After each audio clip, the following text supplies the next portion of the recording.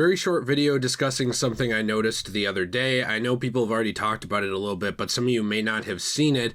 That is the PlayStation Stars loyalty program and all the controversy around it that actually has me pretty annoyed. This is a ridiculous situation. We really shouldn't even have to be talking about this because on its surface, PlayStation Stars seems pretty innocuous and harmless, right? It's just a loyalty program. Essentially, you join for free, you complete campaigns, and you earn rewards. And these are not Call of Duty campaigns. These are campaigns that essentially you do over the course of playing. So what I mean by that is it's like Game Pass, where they will have different things on Xbox and they'll have their Game Pass quests where it's like play this game or try this thing or earn an achievement or play 2 different games on Game Pass. Wow, good job. Here's 15 points. And once you get 1,000, you can get a $5 gift card. That kind of stuff is already available on Game Pass, right? Now, it's going to be a little different on PlayStation Stars, and on the surface, like I said, it looks pretty harmless. The way they describe it on their site is that you'll earn rewards by completing a variety of campaigns and activities. They have a monthly check-in campaign to play any game and receive an award. You may have to win tournaments or earn specific trophies or be the first player to platinum a blockbuster title in your local time zone. So let's be honest, none of us are going to get that one. You earn points over time, you get loyalty points, and then those can be redeemed that may include PSN wallet funds, so very similar to Xbox Game Pass, and also there's additional benefits like being enrolled automatically to earn points for purchases at the PlayStation Store. Then there's the thing I don't care about at all, which is digital collectibles. I will say I'm a little bit of a sucker for trophies and achievements. I have 3,500, I think, trophies or something like that. And I have 57,000 gamer score, I think, on Xbox. I don't know. Well, anyways, there are times where I like digital little accomplishments and fun things, but when it comes down to PlayStation Stars, what frustrates me about this is what's hidden beneath the surface of it, and that is a customer loyalty program that mistreats other people in the entire system if you are not willing to play ball, join up, buy games from their digital storefront.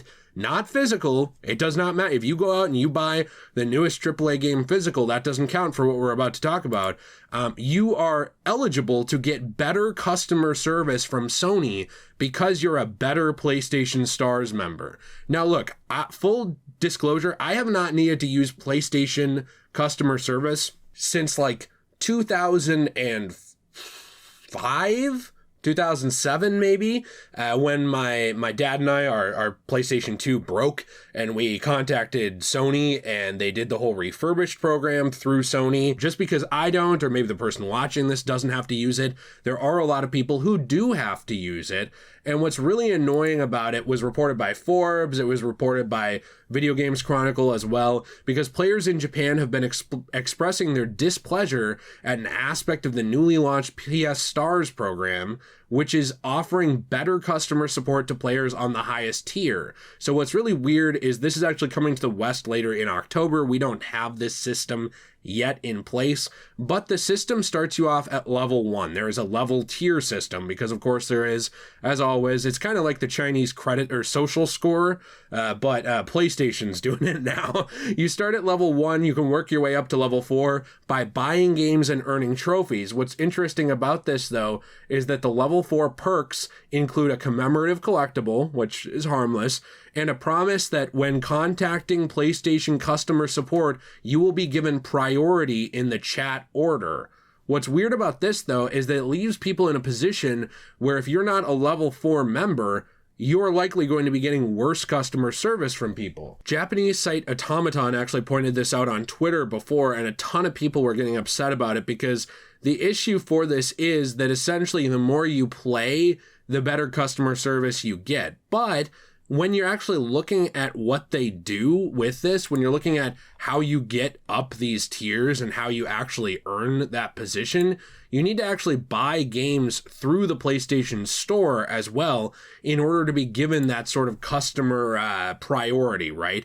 So what's weird about this is that you need to buy actual PlayStation Store games in order to get up that tier system, because you need to buy them, you need to play them, you need to get some uncommon trophies and things like that. Essentially, it's showing that you buy PlayStation games from PlayStation and then work your way up the system. So there's a lot of problems with this. First off, customer service should be a thing for everybody, right? Everybody should be able to get equal customer service. This directly punishes people like me who don't really buy digital games.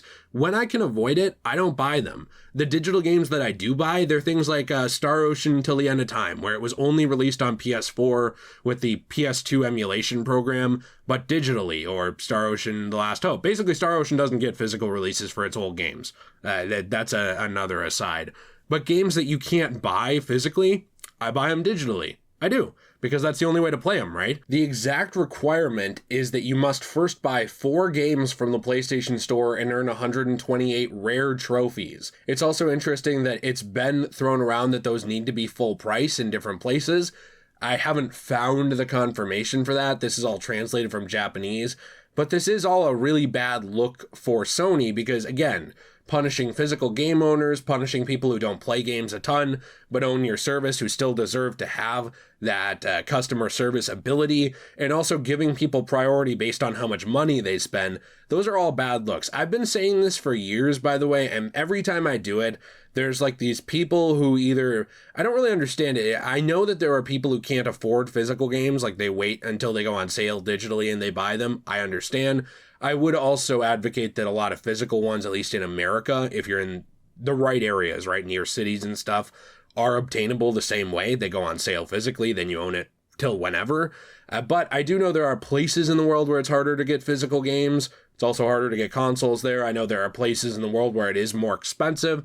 So I'm not taking a dunk on those people. But what's odd to me is whenever I talk about this kind of stuff, I've always said, listen, these platforms, they want to be the Apple. They want to be the iOS. They want to be the Apple Store. They want to be the Google Play Store. They essentially want to be the Steam, the platform to buy from, right? They don't want you going out and getting physical stuff. They don't really want that because you know what? When I go and I buy a physical copy of Spider-Man, Miles Morales from the store, well, the store gets some of that profit, the games developers get some of that profit, and then I'm playing it on the Sony platform, right?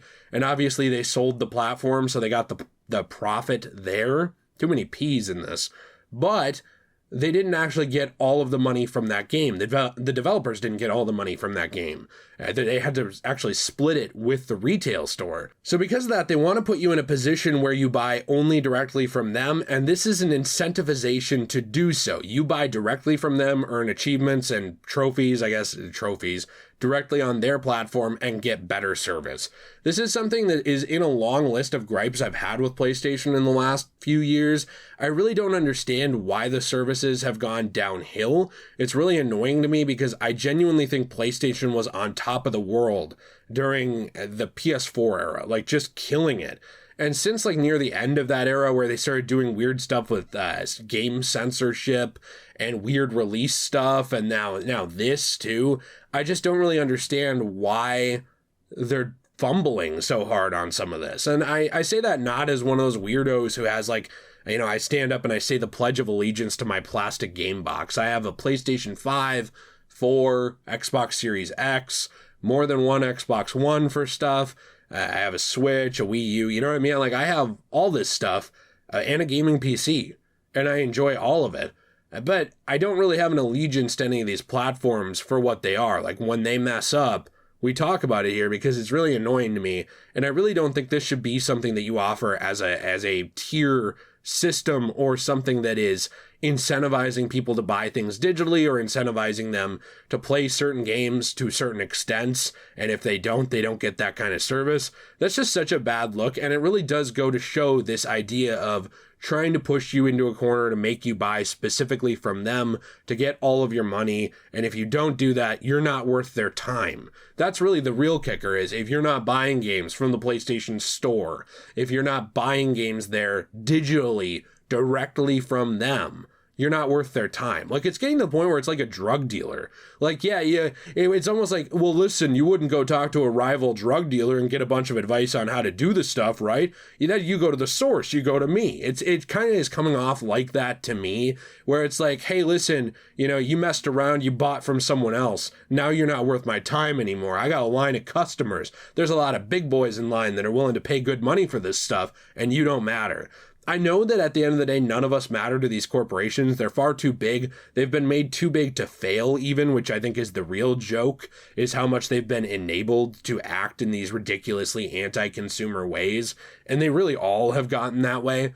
But at least maintain the illusion. You know what I mean? At least maintain the illusion that you care and that we aren't just all disposable. Let me know what you think in the comments down below. Please be sure to leave a like and subscribe if you enjoyed this video. Very interested in reading your thoughts down there. My wife Jill has started her own website, enchantedglamour.com, where she's making all kinds of fun stuff, putting up resin stuff very, very soon that's very high quality and awesome. I'm very, very proud of her. We also have our secondary channel, Degenerate Plays, in the description down below, where we started a channel membership program if you're interested. And we have all of the socials, including Twitter, Discord, and more. Have a fantastic day. And as always, everyone, stay shui.